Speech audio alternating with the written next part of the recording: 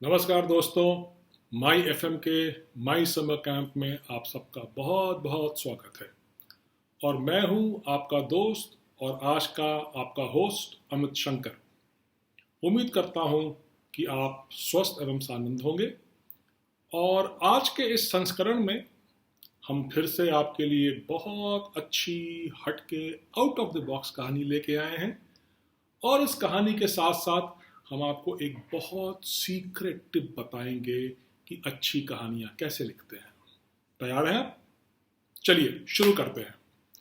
आज की कहानी का शीर्षक है द हैंड, हाथ।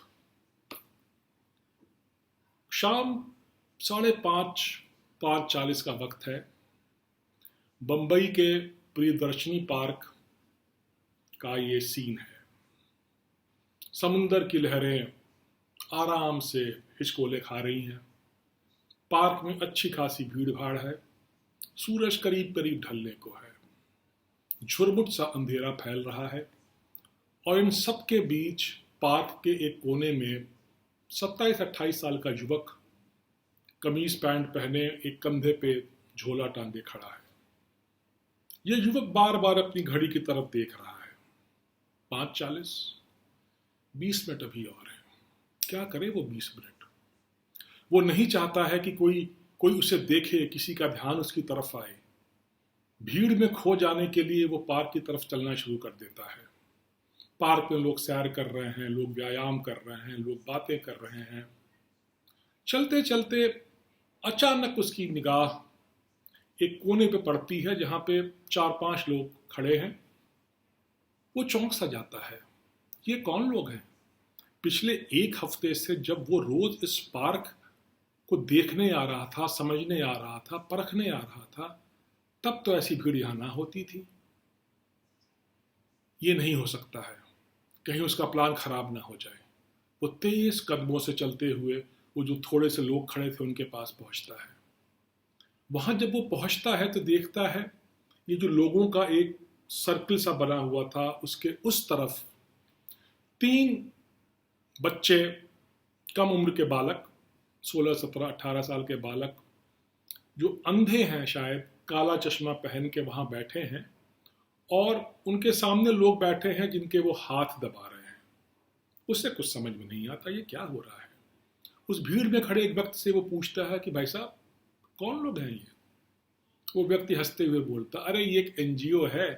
ये जो बच्चे देख नहीं पाते हैं उनको ट्रेन करते हैं और उन्हें ये लेके पार्क पार्क जाते हैं। ये बच्चे हाथ की मालिश करते हैं और थोड़े बहुत पैसे कमा लेते हैं। भाई साहब, लेकिन ये लोग यहाँ कल तो नहीं थे, ना ही परसों। तो जिससे उससे सवाल पूछा था वो बोलता कि हाँ हाँ, ये एक हफ्ते से ये बंद चल रहे थे, आज ही इन्होंने अपना काम फिर से शुरू किया है। अच्छा। वो कुछ समझ नहीं पाता है कि ये क्यों हो रहा है, किस लिए हो रहा है। वो उनकी तरफ देखता है। वो बच्चे पूरी तल्लीनता के साथ हाथ दबा रहे हैं। उसके मन में एक चाह पैदा होती है। हाथ दबवाना कितना सुखद होता होगा। क्या वो भी ये आजमा ले? वो घड़ी की तरफ फिर देखता है। अभी उसके पास पूरे 15 मिनट है। वो जो व्यक्ति वहां बैठ के उन 3 बच्चों के पास पर्चियां काट रहा था, उनके पास जाके पूछता, भाई साहब कितने पैसे? वो व्यक्ति बोलता है 250 रुपये 15 मिनट के और 400 रुपये 30 मिनट के। वो सोचता है आज तो उसे इस काम के काफ़ी पैसे मिलने वाले हैं, फिर 250 रुपये क्यों ना खर्च करके ये भी सुख ले लिया जाए। वो उस व्यक्ति को 250 रुपये देता है और एक अंधे युवक के सामने जाके बैठ जाता है। अपना हाथ आगे करता है। वो अंधा युवक कहता है, मेरा नाम राम है। राम, तुम हाथ दबाने पर ध्यान दो, मुझे तुम्हारा नाम नहीं जानना। राम उसका हाथ लेता है और दबाना शुरू कर देता है, हल्के हल्के हल्के हल्के। इसे बड़ी सुख की अनुभूति होती है। फिर वो कहता है या सोचता है कि भाई राम ने इतने प्यार से अपना नाम बताया, मुझे इसका दिल नहीं तोड़ना चाहिए। वो एक ऐसे ही बातचीत शुरू करने के लिए वो पूछता है, राम कितने साल के हो तुम? राम जवाब देता है, जितने साल से आप काम कर रहे हैं उसका बिल्कुल आधा। ये चौंक जाता है। और बोलता है, ये किस तरह का जवाब है? राम कहता है, हाँ, आप 32 साल से काम कर रहे हो और मैं 16 वर्ष का हूं। इसे भरोसा नहीं होता है, इसको मेरी उम्र का कैसे पता? राम, क्या तुम देख सकते हो? राम हंस के बोलता है, अरे साहब, भगवान ने आंखें नहीं दी हैं तो क्या हुआ? कोई तो ऐसी शक्ति दी होगी जिससे मैं अपना जीवन यापन कर सकता हूं। अच्छा, तो और क्या जानते हो तुम मेरे बारे में? राम हंस के बोलता, साहब, पैसे तो आप हाथ दबाने के दे रहे हो, अगर अपने बारे में जानना है तो उसके एक्स्ट्रा लगेंगे। एक्स्ट्रा? कितने पैसे? साहब, 200 रुपये दे दो, मैं काफी कुछ बता दूंगा आपके बारे में। राम, ये तो चीटिंग है। साहब देखो, अब ईश्वर ने ही हमारे साथ चीटिंग की है, मैं आपके साथ थोड़ी कर भी रहा हूं, तो कौन सी बड़ी बात है। झुंझला के ये राम को 200 रुपये दे देता है और पूछता है, बताओ क्या जानते हैं मेरे बारे में? राम हाथ दबाता रहता है धीरे धीरे और बोलता है, आप गोश्त काटने का काम करते हो। ये फिर चौंक जाता, कहता, तुम्हें कैसे पता? कह रहा, अरे साहब, आपके शरीर से गोश्त की बास आ रही है, और जिसके शरीर से गोश्त की बास आती है वो कसाईबाड़े में ही काम करता है, और उस बास को छुपाने के लिए आपने चंदन का इत्र लगा रखा है, जिससे वो बास बिल्कुल नहीं छिप रही है। इसे भरोसा नहीं होता है। ये कहता, और क्या जानते हो मेरे बारे में? कहता, और आपके हाथ पे जो छोटे छोटे जो कटे फटे के निशान हैं, उससे लगता है कि आप वाकई में कसाई ही हो, चाकू का इस्तेमाल आप रोज करते हो। ये अब चौंक जाता है और ये कहता, ये सच नहीं हो सकता है।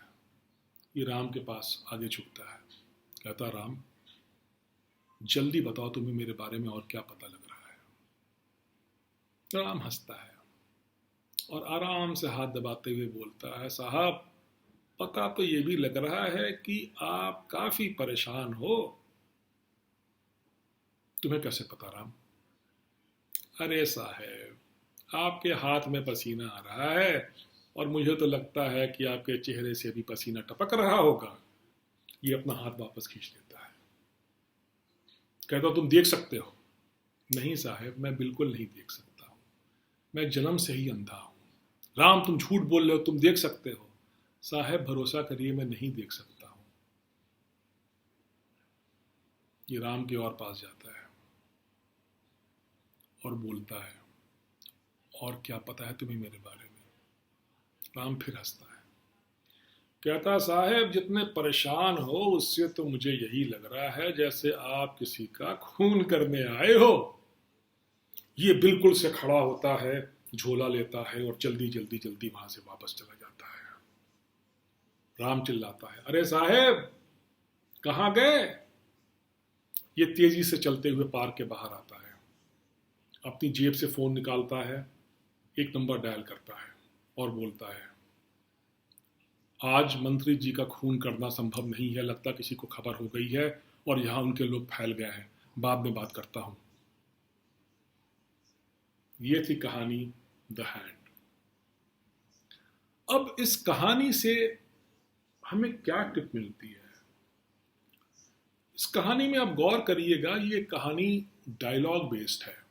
दो लोगों के बीच में संवाद चल रहा है और उस संवाद के जरिए हमने एक कहानी का परिपेक्ष जो है वो सेट करने की कोशिश की है। समुंदर के किनारे का पार्क, पार्क में लोग, लोग के बीच में बैठे हुए तीन अंधे बालक जो लोगों के हाथ की मालिश कर रहे हैं, उनके बीच में एक हायर्ड किलर जो किसी का खून करने आया है, कैसे वो उस अंधे बालक के पास जाता है, वो अंधा बालक उसके हाथों के जरिए कैसे उसकी सारी कहानी बताता है।